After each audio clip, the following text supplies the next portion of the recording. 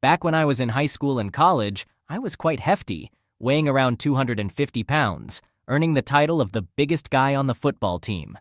Unfortunately, my junior year brought a career-ending knee injury that shattered my dreams of playing football.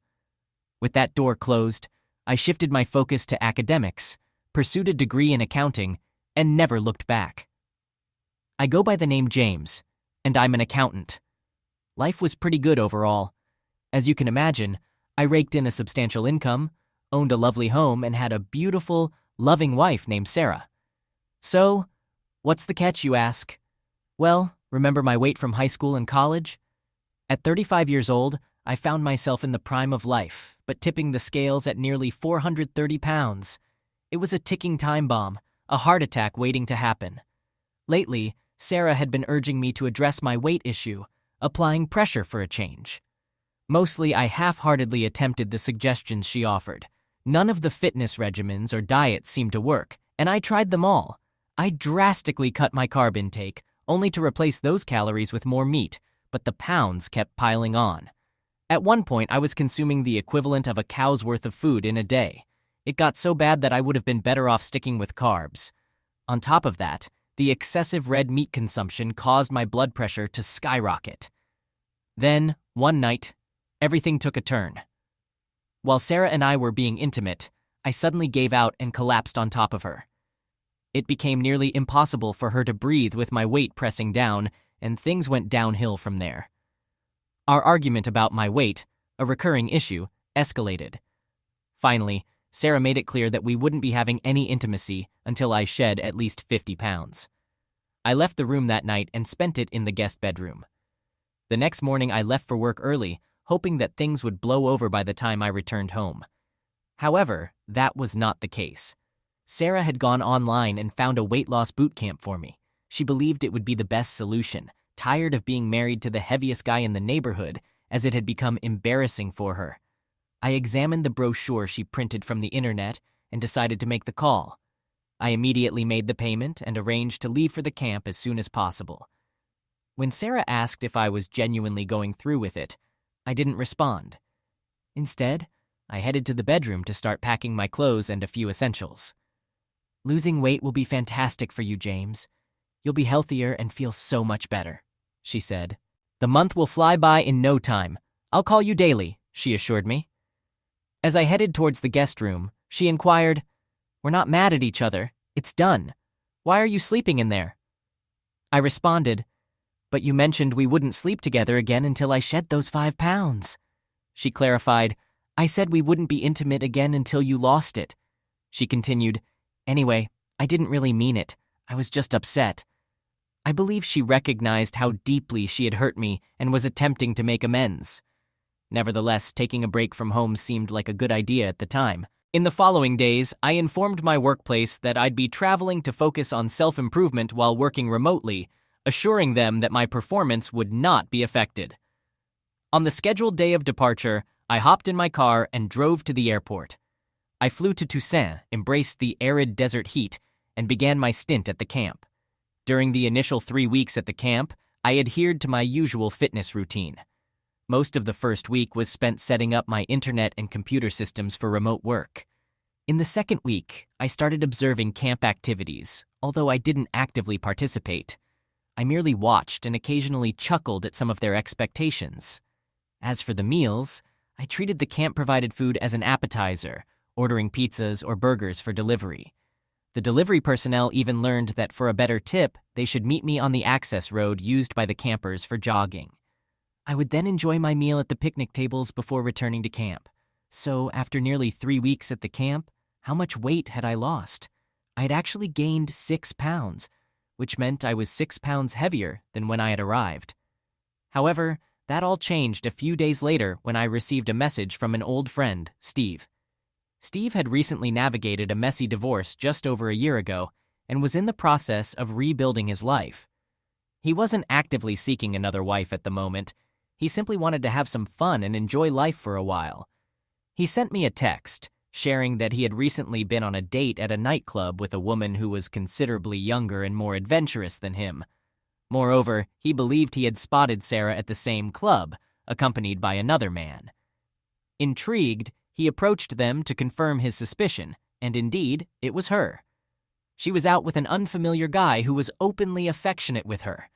In response, he discreetly took a few photos as evidence, knowing that I might find it hard to believe. When I saw the pictures, I had no doubt he was telling the truth. I could identify the unique necklace I had crafted for her during our trip to Mexico the previous year. That text message altered the purpose of my stay at the camp and reshaped my life.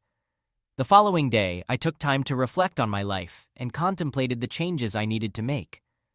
While I considered myself a genuinely good person with an excellent life, there were a couple of essential adjustments I needed to prioritize. Foremost was addressing my weight and self-image, while the other matter could wait until later. Therefore, the next morning, I visited the camp office and had a conversation with the director. I expressed my desire for a life transformation and enrolled in the 3-month intensive program designed for individuals who were approaching morbid obesity. I wasted no time and commenced the program that very morning. My first activity was a leisurely 2-mile walk in the desert with one of the training groups. It was a slow-paced walk intended to kickstart our metabolisms and burn calories before breakfast. I chuckled at the thought because during high school and college, I used to run around 4 miles daily at a much faster pace. However, this experience was a stark wake-up call.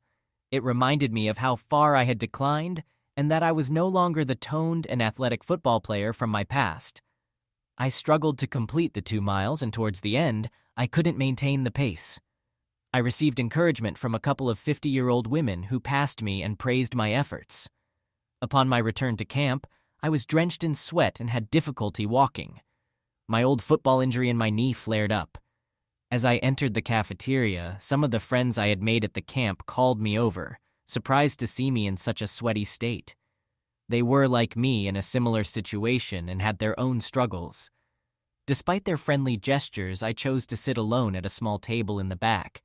If I was going to follow through with my newfound determination, I needed to distance myself from any negative influences. For breakfast, I had half a glass of orange juice, 1 slice of toast, half a cup of fresh fruit, and 2 pieces of low-fat turkey bacon. Even though I still felt hungry afterward, I had genuinely made up my mind to make a change. Following breakfast, we had an hour of free time before our first workshop. During that hour, I used the time to contact a private investigator who could provide me with the information I needed about Sarah. It wasn't a task I relished or eagerly anticipated, but it was a necessary step. I needed to determine the extent of her involvement with the other guy and whether there were any additional individuals involved. My feelings for Sarah remained strong, and upon reflection, I could somewhat comprehend the turmoil she might be experiencing. Depending on the extent of her involvement with this guy, there might be a chance for us to work through this. As I headed to the workshop, I decided to actively engage with the speakers they had lined up for us this time. I listened to the stories of former campers who had successfully shed a significant amount of weight and managed to keep it off. Many of them had made substantial life changes, and most attributed their transformations to a single event, person, or incident that had provided them with the motivation and focus to change. I realized that learning about Sarah's infidelity had been my motivating incident, but I understood that my transformation wasn't solely for her. It was for myself. Throughout high school, college, and my time with Sarah, I had never really needed to introspectively examine myself, as I had always been in relationships. However, the prospect of losing her made me acknowledge that there were aspects of myself that needed improvement. Soon after leaving the workshop, my phone rang, and it was Sarah, making her daily call. I hadn't spoken to her for the past 2 days since my conversation with Steve, as I was still too hurt to talk to her. She greeted me warmly, asking where I had been and why I hadn't answered her calls. She expressed how much she had missed me. I explained that I had been juggling work and weight loss efforts at the camp, which had been quite challenging. She assured me, "Don't worry, you'll be home in 2 days, and this will all be behind us." To which I responded firmly, "No, Sarah, I haven't lost the 50 pounds yet, so I won't be coming home." She replied, "James, that was just a random number I mentioned in frustration. I miss you, and I want you to come home. I don't care if you've only lost 2 pounds. I got what I wanted, and you're genuinely trying now. If you're truly committed to losing weight, you can do it just as effectively at home." I reiterated my stance, saying, "No, Sarah, a deal is a deal. I won't be returning until I've shed at least 50 pounds and perhaps more." I latched on to her choice of words, specifically when she mentioned she had gotten what she wanted. She probably should have specified who she wanted.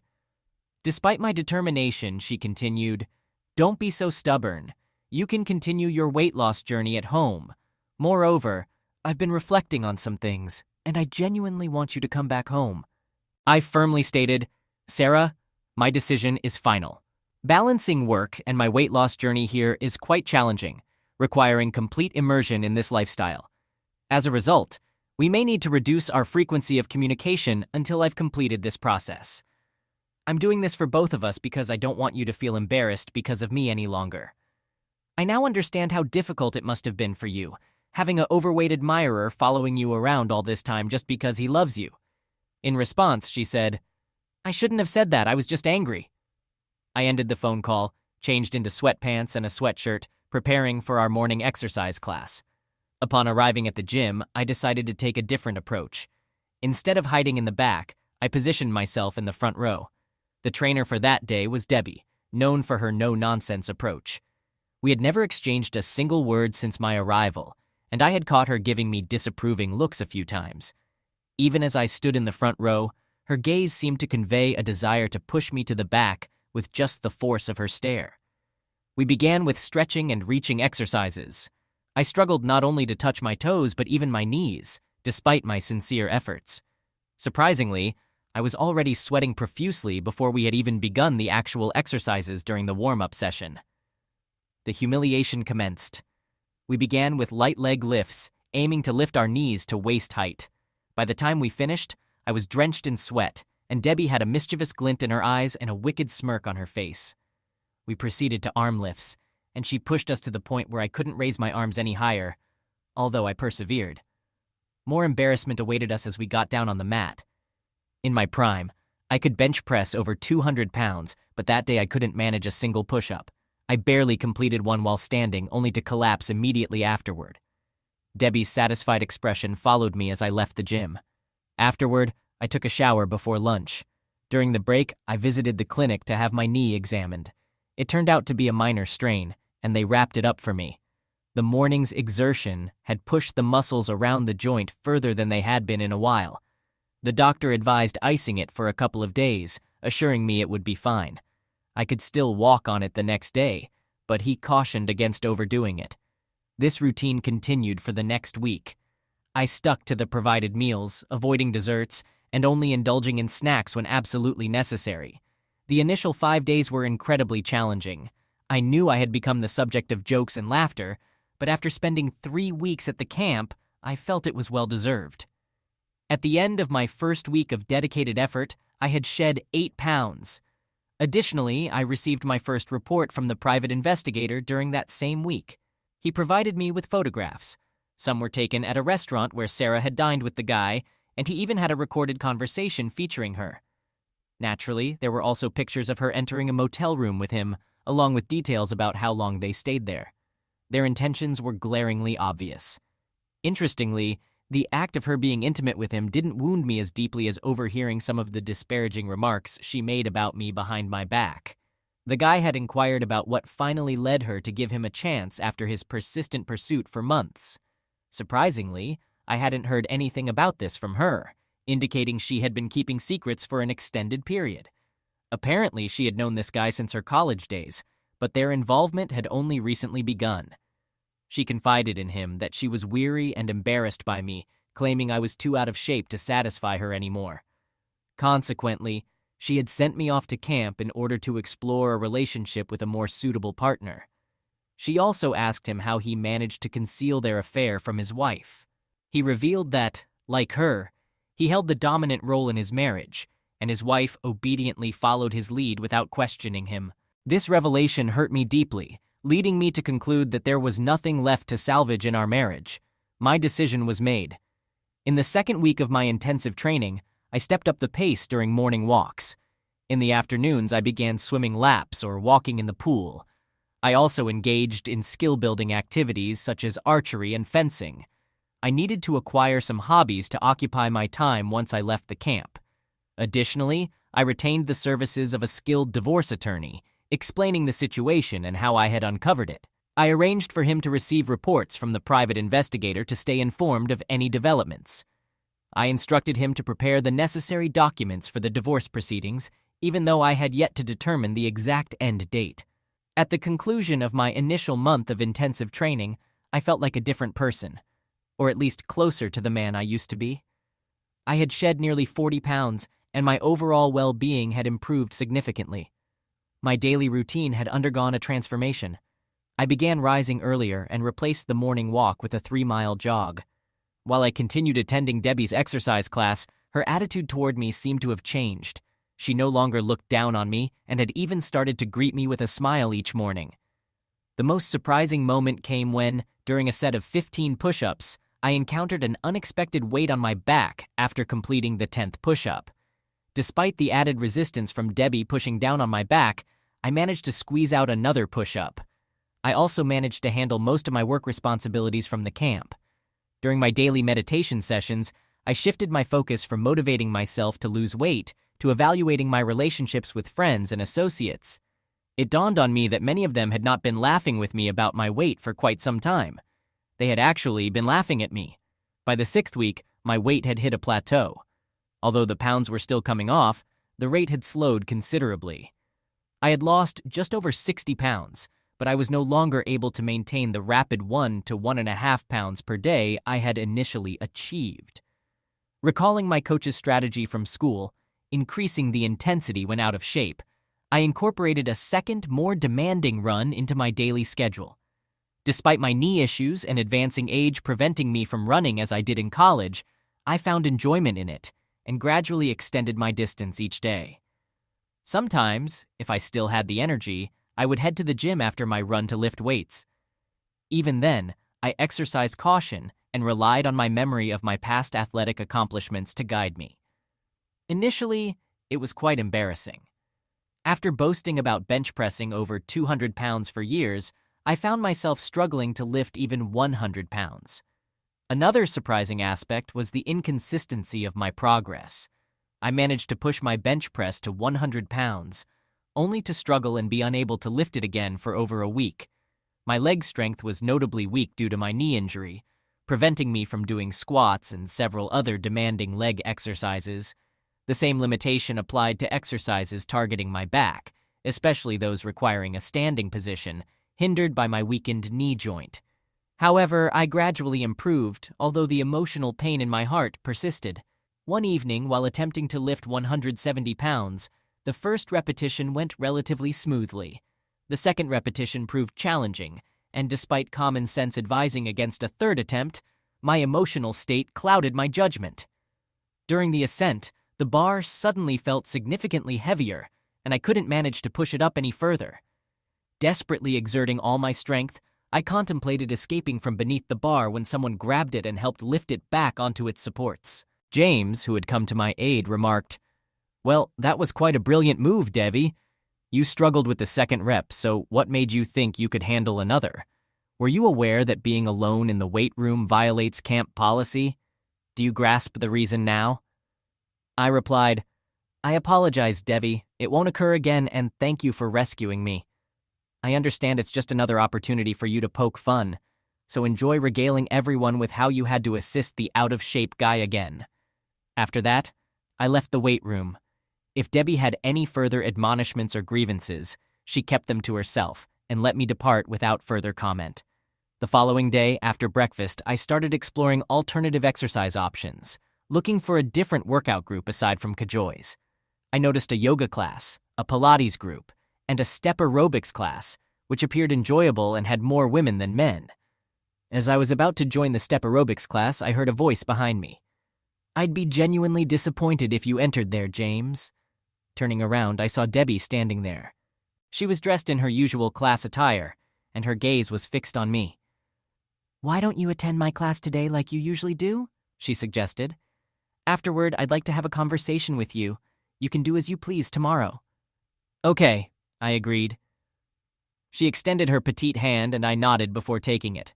We returned to her workout room and participated in her class. "Please take a shower and meet me back here," she instructed. Half an hour later, I stood in front of the workout room, waiting for Debbie to return. I wasn't sure what her intentions were. Perhaps she wanted to reprimand me once more about the risks of exercising alone, emphasizing how it violated the camp's safety regulations and could result in expulsion. She might even mention her obligation to report me to the camp director. Regardless, nothing could make me feel worse than the news I had received earlier that morning. My private investigator had informed me that Sarah had brought her new partner to our home the previous night, and he had spent the night. As I contemplated how to deal with Sarah's actions, Debbie's arrival completely erased her from my thoughts. Despite her drill sergeant demeanor, Debbie had a certain allure. Standing at around 5'2" with jet black hair and gray eyes, she possessed a unique charm. My favorite sight is when she turns and glances over one shoulder, her hair falling to frame one side of her face, leaving just one eye to lock onto you. It feels as though that eye is delving into your soul, determining if you can push through one more repetition than you thought possible. While her chest isn't exceptionally large, it's substantial and dictates the type of attire she can wear. It's the primary reason why so many guys enroll in her exercise classes. Her classes are demanding, yet most men prefer them over the easier ones just to sneak a peek at her. Now her rear end is a different story. It's not oversized, but it's toned and firm to the point where I'm certain you could bounce a quarter off it. Rumor has it around the camp that she might be a lesbian, but her classes remain packed. When she arrived in a loose-fitting sweatshirt and jeans one day, it caught me off guard. I had never seen her in such attire before. She had her hair pinned up on top of her head and wore oversized sunglasses. On an average woman, that outfit would be suitable for a trip to the mall, running errands, or doing yard work on a leisurely Saturday afternoon. However, on Debbie, it ignited a whole new realm of fantasies. It made her seem more human, perhaps even vulnerable. She flashed a smile at me and gestured towards the exit. This puzzled me because I had thought we were going to have a conversation. She assured me, "Relax, James, you're not in trouble, and there won't be any repercussions. I just wanted us to talk, and when I need to think, I typically hop in my Jeep and drive out into the desert. It clears my mind and makes everything seem better. By the time I return, either I've resolved my issue or it doesn't appear as daunting as before I left. Perhaps it's merely a means of stress relief, a way to put things in their proper perspective, but it somehow works. James, whether you realize it or not, you've become a concern for me." Those words hit me hard. Great, now I'm a problem for her. Damn, I had enough problems of my own without having to worry about another woman disliking me. She led me to the rear of the facility, where she had a black Jeep Wrangler parked. I climbed in and had to grab onto something as she sped away as soon as the door closed. We traveled down the highway for a brief moment before she abruptly turned onto an unmarked, unpaved road that I would have missed. We zipped through some sparse vegetation as we continued on, and suddenly there was nothing but arid, sandy terrain stretching out before us, all the way to the distant mountains. She shifted the Jeep into four-wheel drive and slowed down as the road became uneven and remained unpaved. She appeared to know where she was headed, so I held on. Eventually, we reached the edge of a medium-sized canyon. She engaged the parking brake, got out, and walked to the edge. She gazed out, seemingly gathering herself, and then turned to me, her expression intense. "James, what's happening with you?" she continued. "When you first arrived here, you were just another overweight, privileged young man who didn't take this place seriously, so I didn't take you seriously either. You had your conference calls, late-night pizza runs, and you hung out with the class clowns. We see about 100 guys like that every year. They come in overweight and out of shape, maybe lose 4 or 5 pounds if they're lucky, then head back home and brag about how tough it was. Some make it a yearly ritual. But then something changed, and so did you. I don't know why or what triggered it, but you became different. The first day you showed up for my class and stood right up front, I was certain you wouldn't last 10 minutes. In fact, I tried to discourage you, but you gave it everything you had. You left there drenched in sweat, and I thought it was a one-time thing, but I was intrigued. Over the past few weeks, I've witnessed an astonishing transformation. Not only have you shed an incredible amount of weight, but you've also gotten yourself in remarkable shape. You're now at a point where you're hardly overweight at all. You don't even resemble the man who arrived here. This is something I never anticipated. It's almost like a backhanded compliment, especially coming from someone like me, James. She went on, "You might not be aware of this, but as the changes in you began, I underwent some changes myself. I shifted from being convinced you wouldn't last to becoming your biggest supporter. I observed your nighttime desert runs and your weightlifting sessions at night. That's why I was there the other night when you pushed yourself too hard." Typically, people who've lost as much weight as you have, even when they haven't achieved the level of fitness you have now, tend to feel fulfilled and happy. They become more self-confident, proud of their accomplishments. In the upcoming ceremony we're holding next month before the camp season ends, you'll be receiving several awards, but please don't share that I told you. But you seem far from happy. It's almost the opposite with you. Most people come here feeling sad and downcast because of their weight issues, and they leave happier, more self-assured individuals. When you arrived, you were already content, maybe a bit angry, but you exuded confidence and security. You've worked tirelessly and made incredible progress, looking fantastic. However, you appear sadder and more withdrawn now, and it saddens me as well. Initially, you used to sit in the back and enjoy laughter with those jokers, and you were content. Now, you've inspired numerous campers and staff members, but you retreat to work out even more intensely alone. James, I'm aware of the opinions people hold about me around here. I've heard all the nicknames, and honestly, I couldn't care less. For me, this is just a job to help people discover the motivation to make changes in their weight and health. Nothing more, nothing less. I encourage them to change, set an example, and assist them in their workouts. Some grasp it, others don't, but it's never personal. It's merely a job. However, over the past couple of months, you've become more than just a job to me. You've become deeply personal. That's why I snapped at you the other night. When I saw that bar descending toward you, it terrified me. I thought you might have been seriously injured or worse, and somewhere deep down, I even wondered if you wanted that. I was taken aback and hugged her in response. She seemed to need to talk, so I simply listened. She shared her life story, which was nothing like what I had expected. She began her athletic journey in gymnastics, but faced frequent injuries as she didn't possess the typical short, muscular body of competitive gymnasts. Some of the girls in the sport also took pills to delay breast development and hip widening, but she chose not to. Soon, she couldn't compete with those who were using pills, and her injuries continued. She eventually transitioned to fitness competitions. While not quite bodybuilding, it was similar, emphasizing femininity, grace, and less extreme muscularity. She excelled, but once again the issue of pills surfaced, and the pressure was even more intense. In many cases, women who won competitions and secured endorsements were involved in less than savory dealings with sponsors and judges. Men had always paid attention to her, even during her gymnastics days, but in this new arena, it was almost expected. After a near-assault incident, from which she was saved only by her loud screams and the security team's intervention, she decided to quit fitness competitions as well. She returned to school, pursued degrees in exercise physiology and kinesiology, and embarked on a career as a personal trainer. Her tenure at the camp spanned 6 years. Hearing all this made me feel closer to her than I had felt to anyone in a long time. Thus, I confided in her about the reason for my presence at the camp, opening up about my wife, Sarah, and how she had become ashamed of me, desiring to send me away so she could secretly be with someone in better physical shape. "Well, she won't feel embarrassed by you anymore," she assured me. "The next time she sees you, she'll be all over you." I responded, "Nope, the next time she sees me will probably be in a divorce court." I made an effort to understand things from her perspective.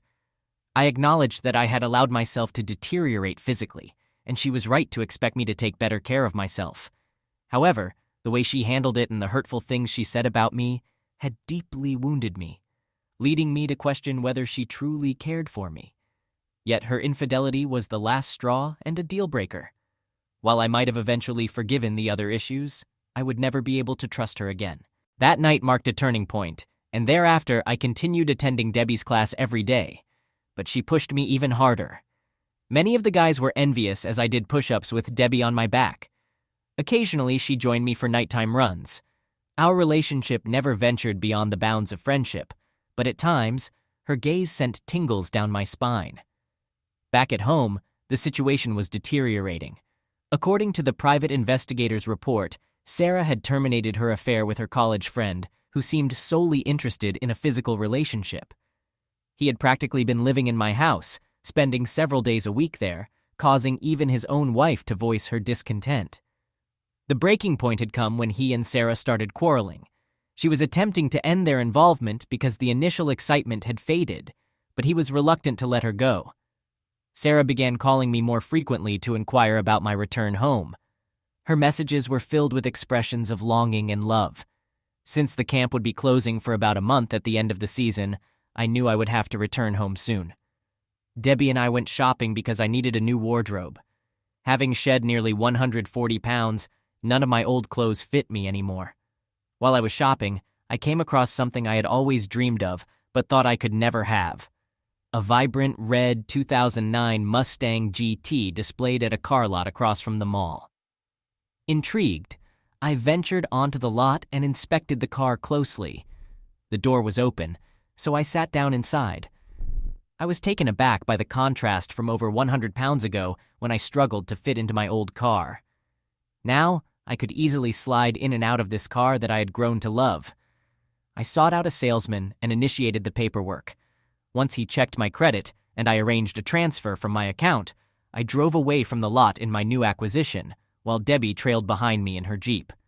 Upon securing my new car, I made a few calls to my private investigator and lawyer. I informed them about the upcoming ceremony and requested that they ensure the divorce papers were prepared and delivered to me at the camp by a messenger. Following this, I contacted Sarah and shared the news that the camp would conclude over the weekend, culminating in a ceremony for families and friends of the campers. She expressed her enthusiasm about seeing me again, but I cautioned her not to get overly excited, as this might not be a joyous occasion for her. She replied, "James, in the past few months I've come to realize that appearance isn't everything. It's more important to be with someone who loves and supports you, regardless of their weight or physical appearance. So, even if you've only lost a single pound, it's time for you to return home so we can move forward with our lives. I love you and I miss you. I've had ample time to reflect on what I truly want and need in my life. I've missed my big, strong husband." With that, we concluded our conversation. She remained oblivious to my awareness of her infidelity, continuing to act as if everything were normal between us, and I chose to keep my knowledge to myself. Over the next few days, I took several significant steps to reshape my life and career. Some of these actions I kept hidden, even from Debbie. Speaking of Debbie, she underwent a noticeable transformation as the ceremony drew nearer. The night before the event, we had dinner together so that I could express my gratitude for her unwavering support and inspiration. To my surprise, she held my hand for a while as we conversed. She began, "I suppose your time here is coming to an end? Soon your wife will be at the ceremony and you can return to Ohio, either to assert yourself or proceed with a divorce." All I could manage to say was, "Yes, I suppose." I missed the sorrow in her voice because my thoughts were elsewhere. We returned to the camp in silence, carrying many unspoken thoughts between us. After a brief interlude, she broke the quietness. "I understand you've always been an honorable man, hesitant to entertain any relationship while still married. But have you made a decision about reconciling with her? I'm wondering if perhaps a plane ticket to Ohio might be in my future." I replied, "Debbie, we've maintained honesty throughout, and whether you realize it or not, I have deep feelings for you, so I won't start lying now. I can't confirm the arrival of any plane to Ohio or elsewhere, but it's not a bad thought." She nodded, and I didn't see her again until the ceremony. The following day felt unusual for me. I rose early and embarked on my solitary morning run. While most campers were likely celebrating the culmination of weeks or months of workouts and dieting, running had become an integral part of who I was. Just because I no longer had to do it didn't mean I'd skip it. Following my run, I searched for Debbie but couldn't locate her anywhere. A couple of staff members informed me that she was in her living quarters feeling unwell. I also heard that Sarah was diligently searching the complex for me. As a jest, I ventured to the auditorium to see if I could spot Sarah. I did indeed see her and casually passed by her, yet she failed to recognize me. I then ensured the messenger was nearby, and satisfied that he was, I arranged to signal him when the time was right, which he agreed to. Once the ceremony commenced, everyone gathered in the auditorium. I had the opportunity to witness something remarkable. I spotted Debbie not far from Sarah, allowing me to compare them side by side. It felt like comparing apples to oranges. Sarah sported short blonde hair and a tall, slender physique. While not as fit as Debbie, she possessed a slender and attractive appearance.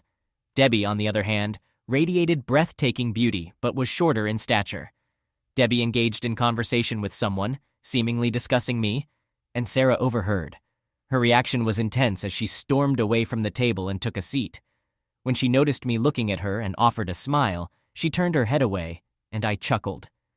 Clearly, she believed I was merely an unknown individual attempting to flirt with her. Over the past months, she had been dating her old college buddy Thomas while trying to keep it a secret. She had even taken him to my house and spent time with him in my bed. But now, she acted as if she was too virtuous to receive a stranger's attention. Life is unpredictable. As the ceremony unfolded, Sarah perked up every time she heard my name mentioned, attempting to catch a glimpse of me. Finally, I was called to ascend the stage to receive my awards. I received recognition for the most significant weight loss in a 1-month period, the largest overall weight loss, and another for being the most inspirational camper. I had started in terrible shape, but had made significant progress in both my weight loss and overall fitness, serving as an inspiring example for those around me. During my speech, as I gazed out at the audience, I noticed Sarah sitting on the edge of her seat, completely astonished by my transformation. She could hardly believe her eyes as she saw her once overweight husband on stage. When I invited Debbie onto the stage to express my gratitude officially, the audience erupted in cheers and applause. Sarah's icy glare towards Debbie could have been deadly if looks could destroy. Debbie and I exchanged a handshake, and we posed for several pictures as I thanked her.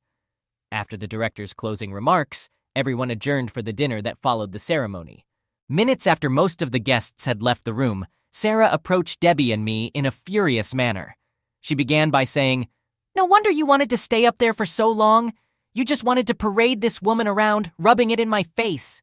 I replied calmly, "Sarah, Debbie and I are only friends at this point. There's nothing romantic going on, so before you make a scene, you might want to reconsider." Sarah quickly changed her tone, apologizing. "I'm sorry, honey. It's just that you look amazing. You're so slim and different. I felt jealous. I've been so lonely waiting for you at home all this time." I questioned, "Lonely, you say?" She nodded vigorously. I then displayed a photo of her in a restaurant with Thomas on my phone, asking, "So who is this guy you've been going out with?" She replied, "Oh, he's just an old college friend I bumped into. He means nothing." I retorted, "He means something, Sarah, and he's the reason we're headed for divorce. I know everything about him. I know you started with him even before I left. I know you wanted me to come to the camp because you were embarrassed to be seen with a husband who was overweight. You sought someone with a better physique to satisfy you. I have recordings of you saying it, so there's no point in trying to deny it. Moreover, I have pictures of you taking him into our house, our home, Sarah, and being intimate with him in our bed. There's really nothing left to discuss here." As I prepared to depart, I motioned to my lawyer's messenger, who promptly approached and handed her the divorce papers. She began to plead, saying, "James, we can discuss this. It was just a fling, a mistake. I ended it because I genuinely missed you. I came to my senses, realized I love you, and we share more than anyone else. The only thing I disliked was your weight. But that's gone now." I replied, "Well, Sarah, it seems we both came to our senses. Once I learned about your affair, I realized I didn't want to be married to someone ashamed of me. The allure of our marriage vanished when I heard what you said about me. We do have common ground, though. You were ashamed of a heavyset guy, and I can't stand to be with a cheater, so it's time to move on." She insisted, "We can work through this. Come home, we'll talk, seek counseling. We have too much history to throw away." I explained, "It's settled. We live in a no-fault state, so assets are split evenly. Since we have no children, there's no dispute. Our home accounts for 70% of our net worth, and I'm leaving it to you. You're getting a better deal than the courts would grant. Just walk away and we'll both be better off. As for my living situation, I'll start fresh with someone who won't be ashamed of me." Tears welled in her eyes and she asked, "Where will you live? Please stay with me. Let me make it right." I responded, "You haven't cared about me since the affair began, so I don't understand your concern now. I won't set foot in that house again. That's why I gave it to you. I'm beginning anew with someone who won't hide me behind closed doors.